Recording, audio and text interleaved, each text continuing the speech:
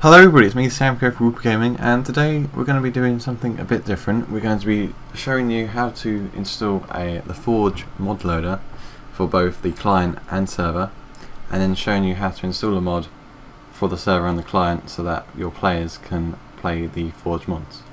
So for those that don't know what the Forge is, it's basically a mod loader for Minecraft, and it works universally for both the client and the server, and it will allow you to load up custom made mods from developers and stuff onto your server, which can add totally new things, like new blocks, new worlds, new mobs, you name it, you can do it.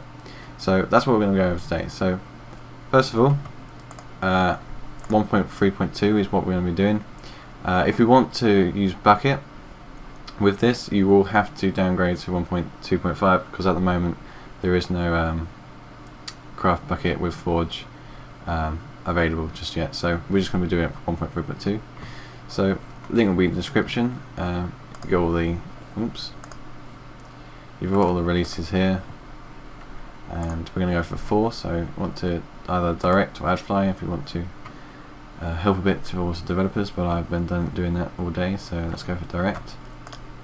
So you should open it up in your favourite archiver. I've chosen WinZip, not WinZip, 7-zip because it's free. And what I like to do is just drag and drop them into a separate directory. So for instance, I just dragged and dropped all these files into a directory called Forge Files on my desktop, just so it saves copy and paste and everything. Okay, so let's start with the client. So let's go to %app-data, go to Minecraft, bin, open up your Minecraft.jar, again in WinZip or 7-zip, open up Forge Files, and you're going to want to drag and drop all these files into here. So hit yes, and then that will do that. And then what we want to do is delete the meta-inf folder in your Minecraft.jar. So now let's load up Minecraft, and it will download FML, or download all the libraries and stuff that you need. And hopefully, once it's downloaded, you should see Minecraft Forge and then the version, so 4, 2 mods loaded and 2 mods active. So if we go on mods here, we can see the Forge mod loader and Minecraft Forge here are the only mods we've got. But now let's install Forge for the server. So here we have a vanilla server. We're just going to start it up first, just so it creates all the files and loads up all the worlds and stuff. And then what we'll do is install the Forge.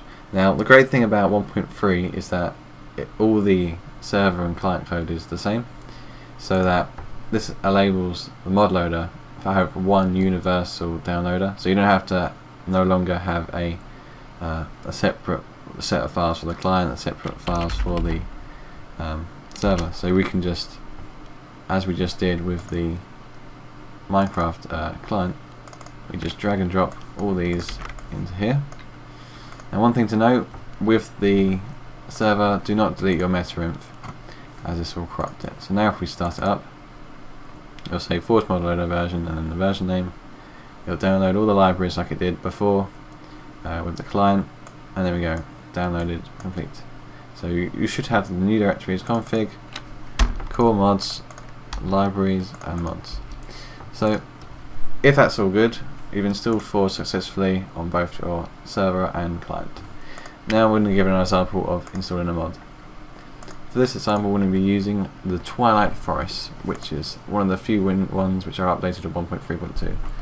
So we're going to be using this one. It's quite a cool mod. Maybe we'll do a video on it later. But we're going to download it now. Adfly. Right, so now we've downloaded that. What we want to do is just stop the server. Make sure your client is closed as well. Go to your mods directory for the server, and we want to, let's open this up in a folder. So go back, copy, we'll do that, drag and drop the zip folder in. Then once we copy that, go back to your app data, go back up one to Minecraft, and then go to mods and then paste it in there. So mods as well, directory will be created when you install Forge, and the config, core mods and library are all there as well. Okay then, so now let's load up the server and the client, and hopefully we'll be able to go to the Twilight world. So let's there we go, load it up. It should say, yeah, there we are, 3 mods loaded, because we've got the 2 default mods. So now when we log in, oh, it's just setting up the RAM. There we go. Right, there we go. So 3 mods active. We go to mods. You can see now the Twilight Forest has been installed. So let's just go in game and just see how it works. Right, so now we're going to connect to the server. So use your IP, or as mine hosted locally, I'm just going to go localhost. Right, ooh, just break my legs. Right, so now let's just up myself so I can run the commands. So let's do game mode 1 Samkio, and now let's see if the items are in my inventory. So let's have a look. There we go. I suddenly thought they weren't, but there we go. We can see the Twilight Oak wood, canopy wood, all the items that would come with the mod. So what shall we do? We are going to create a portal just to make sure that the world exists and stuff. So to create a portal, all we need to do is we need to make a grassy area. So let's get some grass, and that needs to be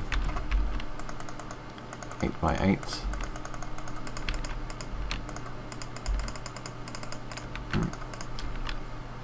And what we'll do is we'll then put water in the middle,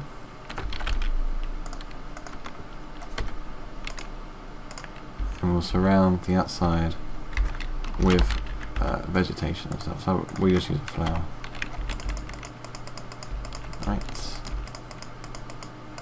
Right, that's all that. Then we need to throw a diamond in.